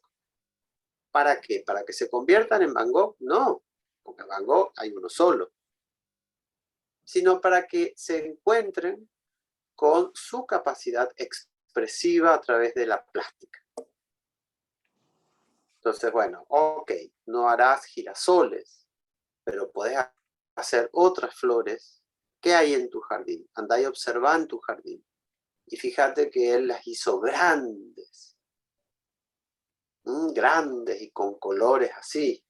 Entonces, vos hacés las tuyas, no los girasoles de Van Gogh, hacés las flores que hay en tu casa y hacés las grandes y con colores también llamativos. ¿Para qué? Para que él se conecte con su capacidad creadora. Después elegirá si será pintor, no será pintor, si le saldrá mejor, le saldrá peor, o si será un imitador de Van Gogh. Eso ya será otra cosa. Pero puede conectarse consigo mismo. Puede pensar sobre su capacidad creadora. ¿Terminó de hacer el trabajo? Bueno, ok, a ver, ¿qué te pareció? ¿Qué te gustó más? ¿Qué te gustó menos? ¿Qué te salió mejor? ¿Te gustó hacer ese trabajo? ¿Cómo te inspiraste? ¿Qué fue lo que encontraste? ¿Le cambiaste algo de la flor original? Podés sacarle una foto con el celular. Y lo que vamos a hacer no es una copia de la foto, sino que va a ser algo mucho más cambiado para marcar justamente el impresionismo, ¿no? Para marcar otras cosas. Entonces, todo el trabajo consiste en que cada uno se conecte consigo mismo. Eso quiere decir con que tenga capacidad de producción psíquica. A partir de ahí se podrá conectar con otros objetos. Pero si no, no hay producción de vida psíquica. Entonces, eso es lo fundamental.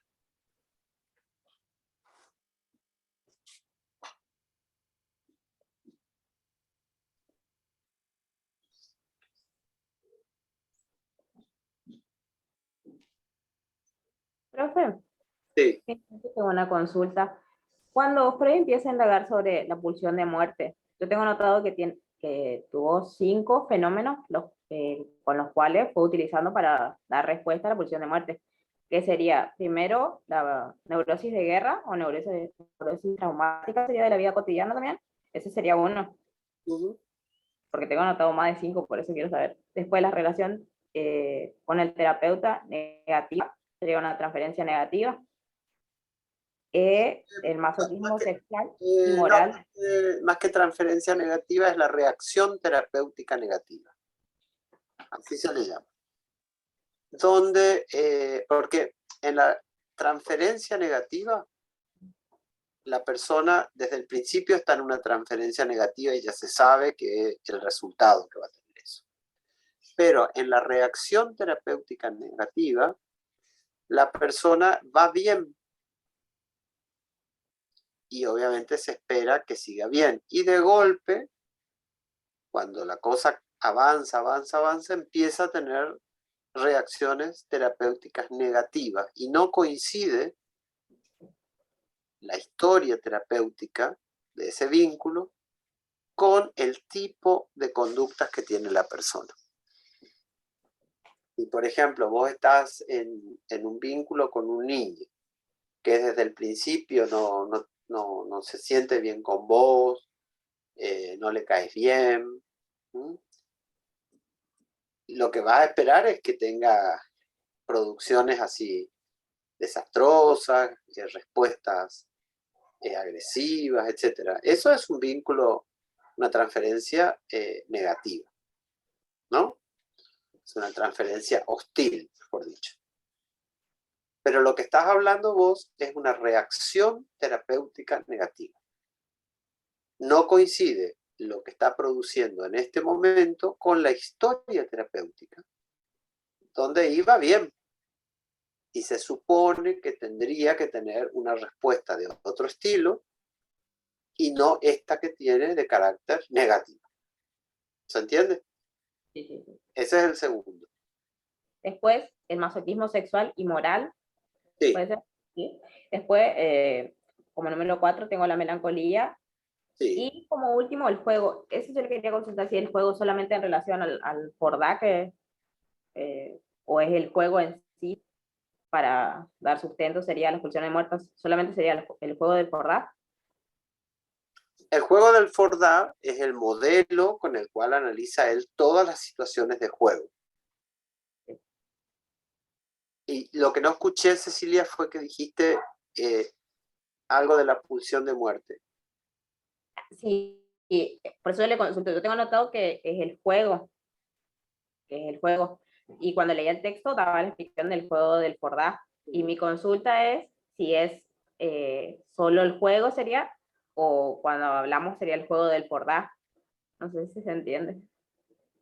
No, todo el juego. Todo el juego en sí sería. Todo el juego en sí mismo. Lo que no entendí porque no te escuché es que vos dijiste algo, no sé qué cosa ligado a la pulsión de muerte. La consulta era por eso, si para indagar la pulsión de muerte era solo el juego, o sea, si era el juego en sí, como toda representación de juego, o cuando hablábamos de pulsión de muerte, hablaba del juego del Fordá solamente. Pero usted dijo ahí que el juego del Fordá es una generalización que él utilizó para dar sustento, sería. O sea, el juego del Fordá es un ejemplo. Claro, es el ejemplo nomás, sí, entendí más. Pero está hablando ahí de todos los juegos. Que sirve no solamente para indagar, o sea, en el sentido psicoanalítico sirve para indagar esa relación que se establece con la pulsión de muerte, pero que clínicamente sirve para elaborar esa problemática que se le presenta a todo sujeto que tiene que resolver qué hace con la pulsión de muerte. O sea, por eso decíamos hoy, no es que, a ver, ¿cómo es que decíamos recién? Ya te digo,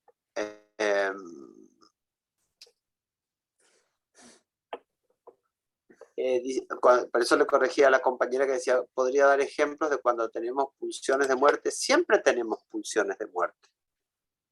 El problema no es la pulsión de muerte, sino qué hago con la pulsión de muerte.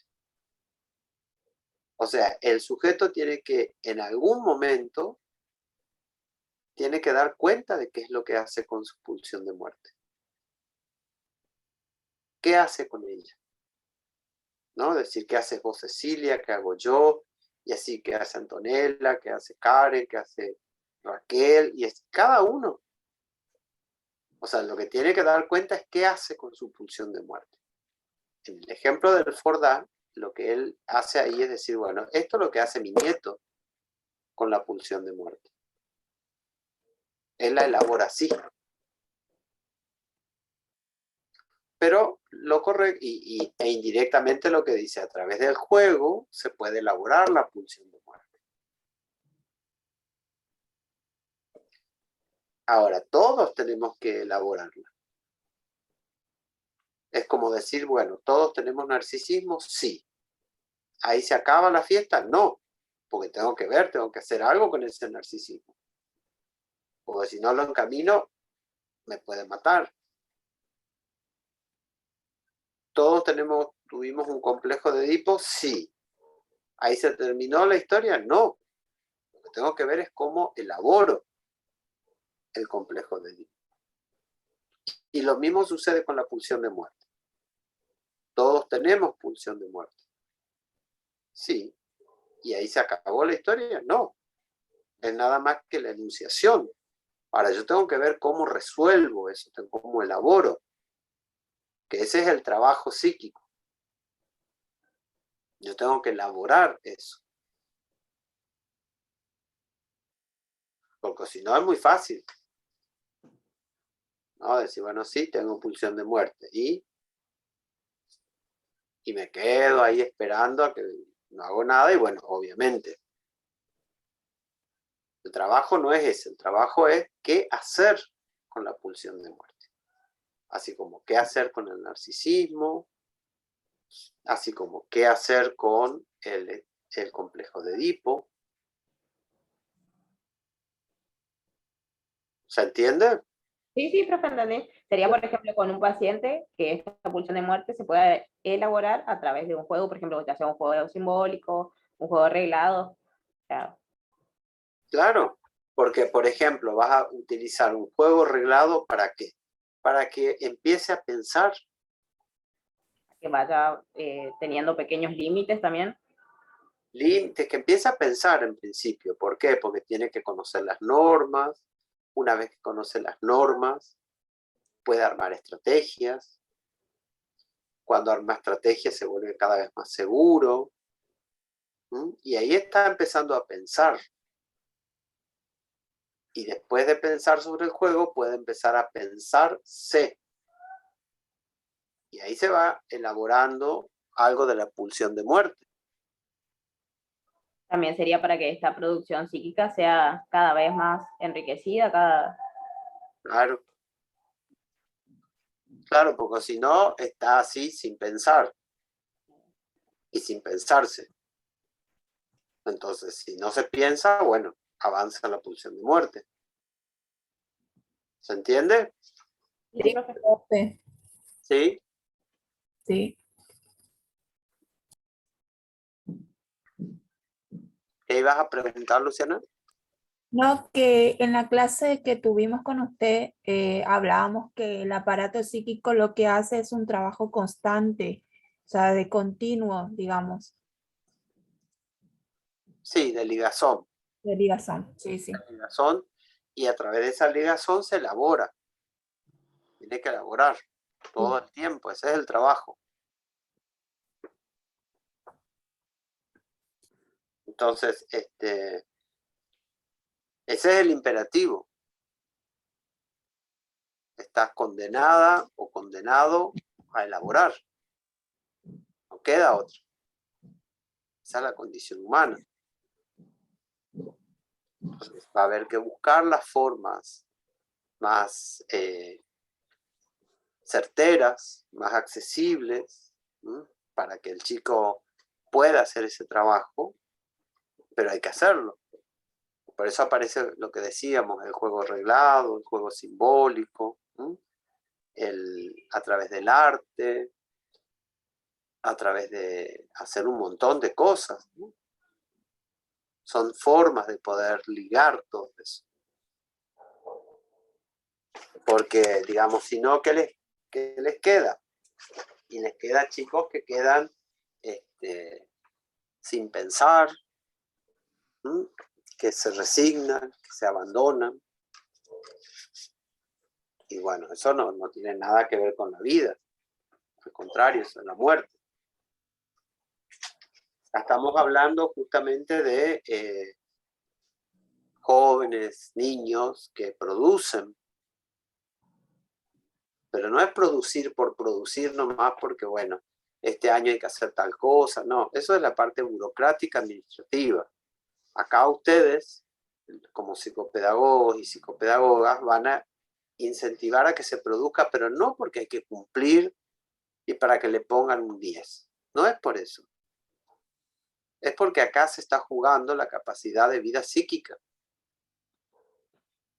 Entonces a algunos les gustará más la música, a otros les gustará más la pintura, a otros les gustará más el deporte, a otros les gustará las matemáticas, ajedrez.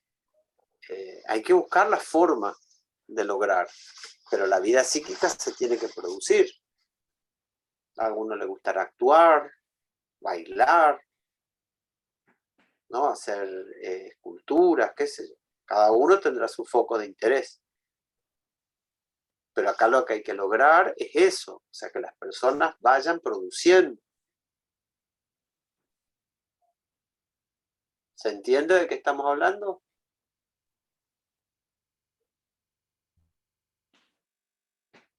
Eso es lo que aparece en el juego del Fordá.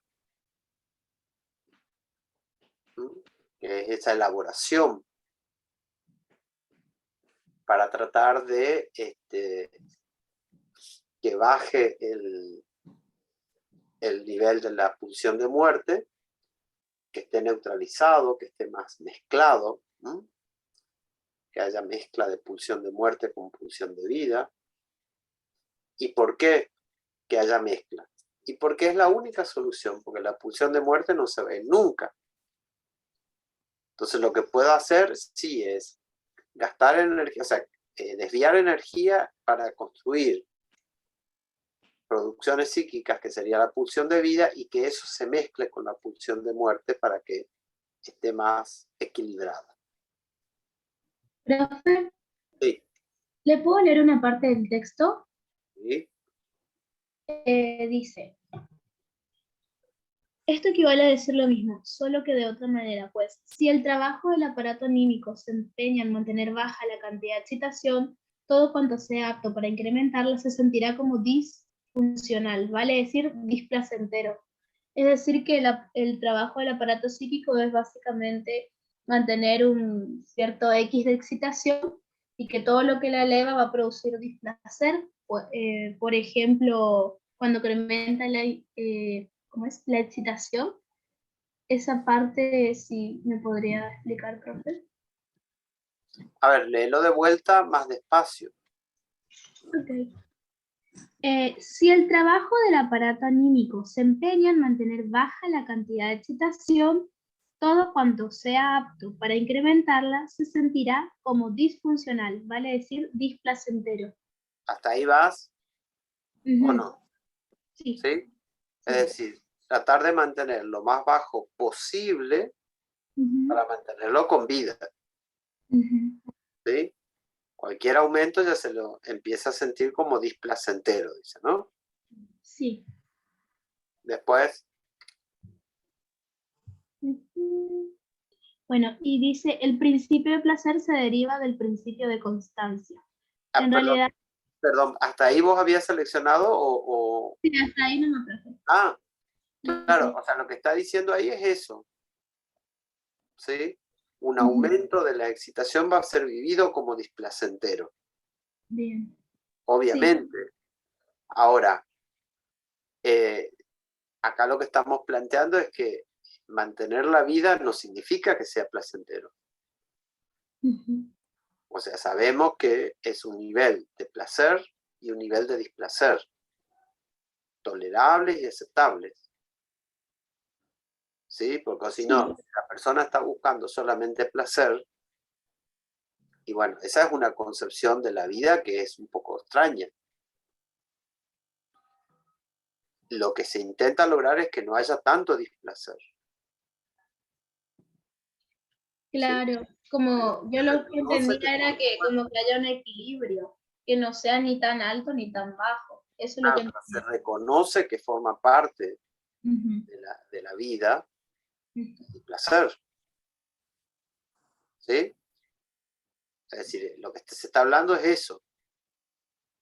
Porque el principio de Nirvana lo que hace justamente es desconocer al displacer. No le da crédito. Por eso es placer, placer, placer, placer, placer en la descarga absoluta. Entonces, lo que acá dice es el reconocimiento del displacer como registro de que estamos con vida. Obviamente que lo que se intenta es lo más bajo posible ese displacer. Ah, ya, ahí está. Sí, profe. Pero es necesario, porque si no entramos al principio, o sea, eso es el principio de constancia. ¿Sí? Es decir, que haya una dosis adecuada de displacer. Claro, está tolerable. Claro, también si la persona le empieza a molestar todo siente displacentero, ¿qué te está indicando eso? Y que ya no hay un bajo nivel de displacer. Hay mucho. Claro, y además te está indicando del aumento exacerbado de esa búsqueda del placer, que eso ya es el nirvana. ¿Por qué? Porque si te molesta esto, te molesta esto, te molesta esto, te molesta esto, y te molesta aquello, y también lo otro, cada vez te reducís más de la vida. Te vas encerrando más. Entonces te encerrás cada vez más y lo que querés es que solamente sea placentero y no registrar la vida. Entonces, un margen de tolerancia, ¿sí? Donde, bueno, haya displaceres. Pero obviamente que si vos estás en un registro así, donde solamente es el placer y todo te molesta, y bueno, estás en una búsqueda del placer que no corresponde al principio de constancia. Corresponde al principio del nirvana. Claro que es como el displacer cero, que no lo tolera Nirvana ya directamente. Claro, cuanto más displacer encuentra la persona en distintas situaciones de la vida, ¿qué te está indicando? Que está más intenso esa búsqueda del placer más allá de los límites de la constancia. Por eso le molesta todo. ¿Por qué? Porque quiere placer, nada más. ¿Se entiende?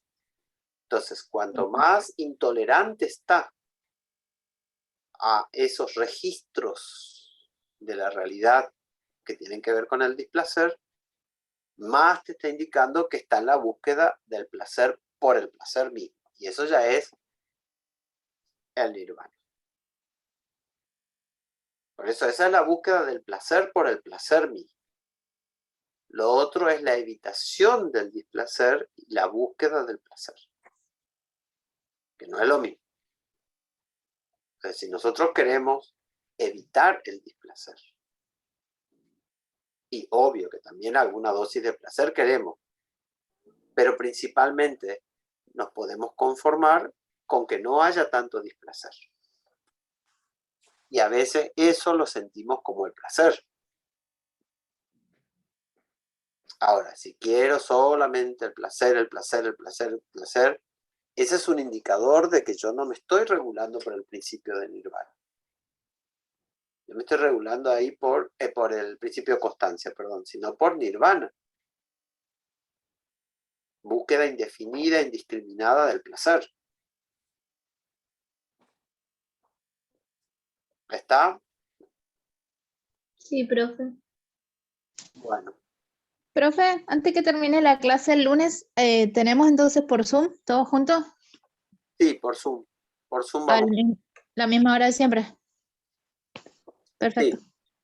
Bueno, Así porque acuérdense que tienen que ir encontrando, así como hicimos con Bárbara, que recortó una parte, porque si no después, cuando tienen que encontrarse con el texto, se les dificulta y ahí ya no vamos a estar y después se tienen que ir a rendir los finales. Entonces, lean y trabajen sobre materiales, recortes concretos de lectura. Si no, no pueden hacerlo. ¿Está? Bueno, profe. Te voy a preguntar. Profe, antes que se vaya.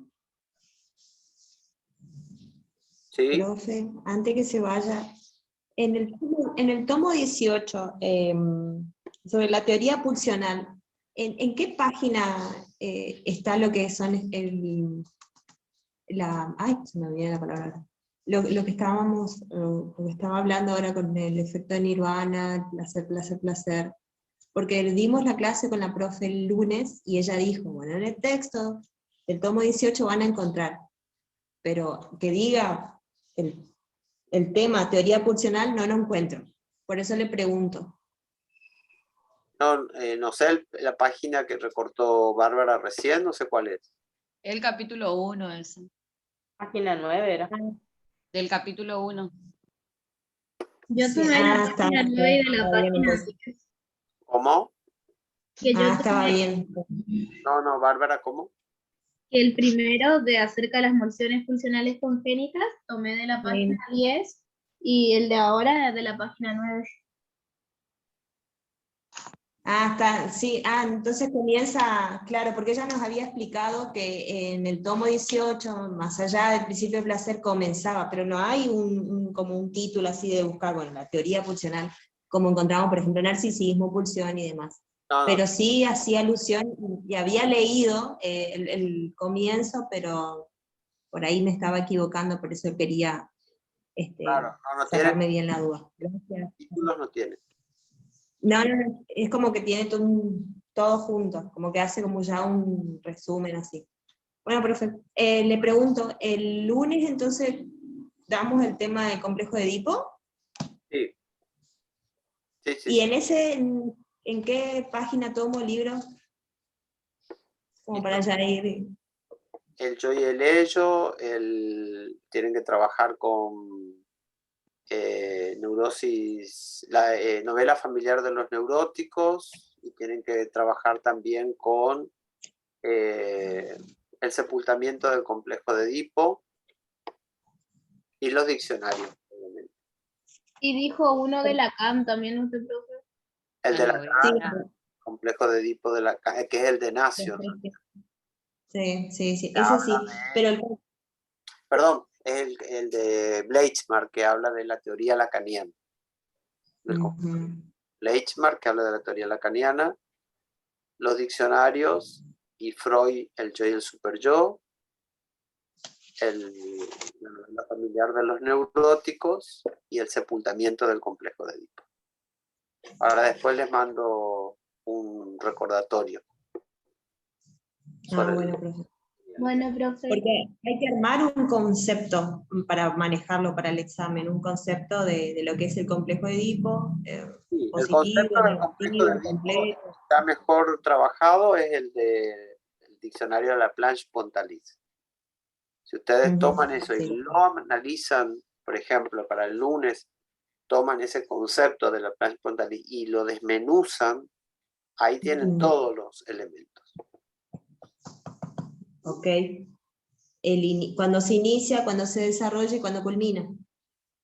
Sí, todo lo que dice ahí en el texto de los conjuntos de deseos amorosos y hostiles. Bueno, hay que segmentar qué es amoroso, qué es hostil.